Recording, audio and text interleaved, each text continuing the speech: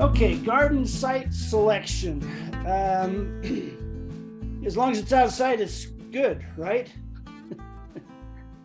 Let's, I'll probably say this all summer long. All gardening is local.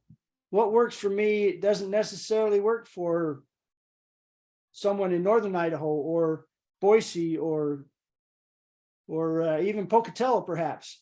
And so you need to kind of understand the principles and then apply them to your situation as well as you can. So my objectives tonight to cover here really quickly is to focus on space and microclimate. I'm not going to cover climate itself because there's not much you can do about the climate, but you can maybe find some microclimates and make some microclimates. We'll talk about light, soil, water, and weeds. Okay. So let's think about space here. So how big of a garden would you like to have, Sharina? That's what I'm trying to figure out.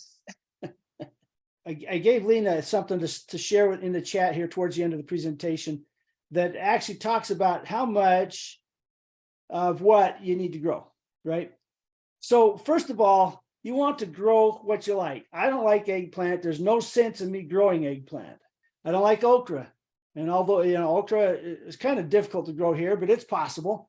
I still don't like okra. And so there's no point in me growing okra. If somebody else likes okra or eggplant, great. Grow okra and eggplant. I do like tomatoes and I like peppers. I like onions. And there are a lot of other things that I like. Why waste my garden growing something I don't like? So that's the first thing, grow what you like. What is available. If there are plants that you like to grow that you just can't find here, you might have to start your own or maybe do without. So, what's available in here? I think you'd probably, maybe not. I've never looked for okra, but I think you'd have a hard time finding okra in the nurseries around here. But because I don't look for them, I have no idea whether it's actually here or not. Okay, so, are you going to do just fresh, harvest out of the garden, eat it kind of stuff? Or are you going to do some preservations and have something to eat during the winter? You need to consider your family size. And one of the things here, are you going to do, when you're looking for the site to select your garden, are you going to do permanent beds, or are you going to do just kind of a shifting garden like you normally would do, every, rows and spaces and everything? Are you going to market your garden? You can do any marketing kind of a thing, do a farmer's market or CSA or things like that. That would have bearing on how much space you would need. My garden in Price was 30,000 square feet. And so, that was pretty good garden. It kept me pretty busy when I wasn't working my full-time extension job. I had basically 2 full-time jobs. Actually, it was 3 full-time jobs during the summer, and I took a break during the winter. Is what it ended up being.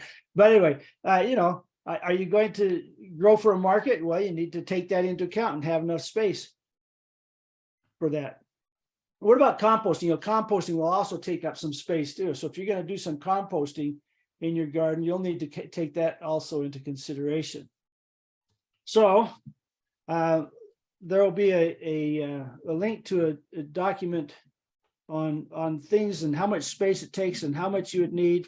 And then you take that and you adjust it to what your, if I like spinach and chard and beet tops for my greens, well, I don't need to grow all my greens in spinach and all my greens in beet tops and all my green in chard. I can kind of divide that up and say, okay, well, I need to have so many pounds per person in my family. And then I can space out accordingly as well. Okay, so then microclimate. And like I said, I was going to put climate stuff in here, but we are in the zone we're in. And I'm not going to talk about season extension really here. I'm talking about creating a microclimate where our plants can survive and do very well. And we really, in our area, we really need to think about plant protection. Now, there will be some natural things that are available there. If we have some sort of a natural windbreak of trees and shrubs upwind, then that's great. Fences can be used to help break the wind. Wind is, in my opinion, wind is probably the worst environmental condition we have in the springtime for our gardens. The wind just beats plants to pieces, especially if you're going to be transplanting stuff out. If you seed in the ground, usually they come up and their wind is already buffeting them and they toughen up. That motion of the wind actually toughens up the stem. And so if there's some motion on those plants, that will help to toughen the stem up. So if you're direct sowing, then the wind, although the wind's going to suck the moisture out of the ground, it's going to suck the moisture out of the plants, especially in the springtime. You don't have to worry as much about it breaking the plants apart, but it can still happen. I mean, you still get them whipping back and forth. But if you're transplanting, especially, those plants are not used to that windy conditions. You really need to protect your plants against the wind. And then frost, of course, we have our late frosts. 2019, we had a frost here. The last one, I believe, was in June 22nd, which is pretty late. And so we need to think about frost protection. You can use blankets and things like that to protect your plants against frost. A thermal mass, so planting your plants near a building or some other thermal mass type, something that'll absorb the heat during the day and then release the heat at nighttime. That's why I use the water jugs. You see in the picture over here, we've got these water jugs inside this plastic tube that I make, and I got the plant right in the center of it. Well, those water jugs act as a thermal mass. They collect the heat during the day and then they give off heat at nighttime. And so they kind of regulate both the daytime temperature and the nighttime temperature. But I also have it so I can open those up and let that extra heat during the day bleed off, and then at nighttime I can close them down to kind of trap it so we don't get so much heat breaking away from the plant. But that can do a lot of protection right there from frost. So we're creating a microclimate basically. In your yard, do you have some warm spots? I know where my first frosts will hit in my yard. And so that's a place where I don't want to plant tender stuff if I can't get them protected. So if you know where your little microclimates are, I've got some very protected spots in my yard. Unfortunately, where my garden is, it's not protected at all. I mean, there's a building on the south side, but it really doesn't break the wind much. Buildings, it's a big building, but they don't break the wind that much. They just kind of make the wind go weird directions and make it tough on your plants. So trees and shrubs are a lot better windbreak because they kind of slow the wind down and let it pass through, and you get a lot better windbreak out of trees than you do out of solid buildings. Anyway, so know where those warm spots are and those cold spots are in your yard. Keep an eye in your yard. Keep an eye on where they're the first frost in the fall. Where does that start to show up? And when it starts to get cold and you get a little bit of frost, check that out and see, because you'll find that they're a little bit different. Even in a small yard, there'll be places where it's not going to freeze for 3 or 4 weeks later. And so you can use that to your advantage. Slope on the ground. Now, my ground is level, and a lot of the ground out here in the Snake River Valley is really quite level. We don't have a whole lot of slope. And so that tends to allow air to puddle. If you've got a place where you can have a little bit of a slope, a gentle slope, a really steep slope, you might have erosion problems, but just a gentle slope on that in that garden spot will help that cold air to bleed off down to low spots, and you can have the more tender plants up higher, especially when it gets to things like fruit and things like that.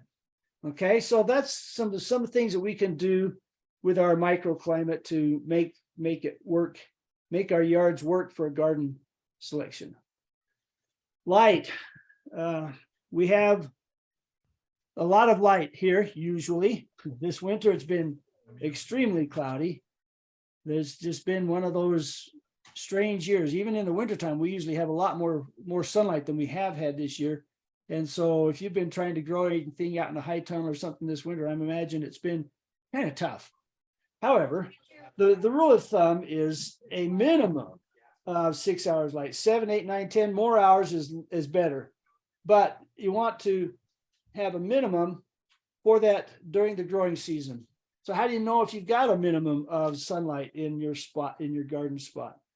Well, probably the easiest way to do is go out about the middle of April or so and measure how long is the sun shining on that spot. And as your days get longer And the sun will change its angle, of course. And so as you get farther, a little bit farther north, you have to watch for those shading things coming actually from the north side end of things. But if you mostly have that southern exposure and you time how long that sun is on there, that will give you a pretty good idea. But 6 hours is not a lot. I mean, you'll get plants to grow and do okay. They'll do much better with longer days of sunlight. So, here in my garden, this picture's my garden. It's this is later in the evening where it's almost night, but that gets good sunlight all day long. And so sunlight is very important because really we're talking about photosynthesis. Now, if you're growing some leafy greens or something like that, then they can tolerate a little bit of shade, especially afternoon shade. They like it when it's cooler season. And so if you can kind of give them some afternoon shade, that'll help them to have a little bit longer growing season. Soil. Now, the soil at our place is what it is. You're not going to do a whole lot to change the soil that's there. Now, I've got big rocks in my yard, and so I dig those big rocks out of the yard and things like that. But you're not going to do a whole lot to change the soil texture. That's the percent of sand, silt, and clay in your soil. There's not a whole lot you can do to change that. You could try, but you'd have to bring in many, many tons of amendment to change the texture. And then we also have what's called the structure, and that's how all those little mineral particles hold together into little clumps. And so that's called the soil structure. Now, you can improve the structure. You can't do a whole lot to change the texture, but you can change the structure by adding organic matter and around here, add some moisture to it and some organic matter. And that will help, that organic matter will help to hold those mineral particles together into those clumps, those PEDs, to create a better structure. And so then the soil behaves better for us. So adding organic matter, I usually say there's not a silver bullet for much of anything, but just about every soil ailment we have, at least here in the Intermountain West, can be solved by adding organic matter. We just, here on the upper Snake River Plains, we 1 to 2% typically, sometimes even below 1%. That's pretty low. A good soil would have, up to 4% or even higher. You go to the West Coast or even back on the East Coast, their soil organic matter is much higher than that. So their soil structures and all that kind of stuff, it's a lot better than it is here. And they grow a lot more things than we do. Of course, they have a warmer climate and they have more rainfall and that kind of a thing. So speaking of rainfall, water. It's really important to have water available in our area because we have long periods of no precipitation. And so we've got to have water. So we have different sources. Some people will irrigate out of ditches. What are some problems? Okay, Chad, you unmuted yourself. Go ahead and talk. What's some problems with irrigating out of ditches? The silt in the water plugs up nozzles and drip systems. They'll plug up drip systems. You'll have to go and clean them. If you use a soaking hose, it'll last for about 2-3 months, and you might have to replace a soaking hose. So the sediment is the biggest issue I have with ditch water. Yeah, right. So yeah, good. I wasn't even thinking that direction. Yeah, that's absolutely right. If you're going to be pumping out of the ditch through a hose, through drip irrigation or soaker hose or something like that, that's not clean water. It's dirty water, and that's okay. I mean, it's just bringing whoever's field was upstream from you down into your garden, which can also be a problem.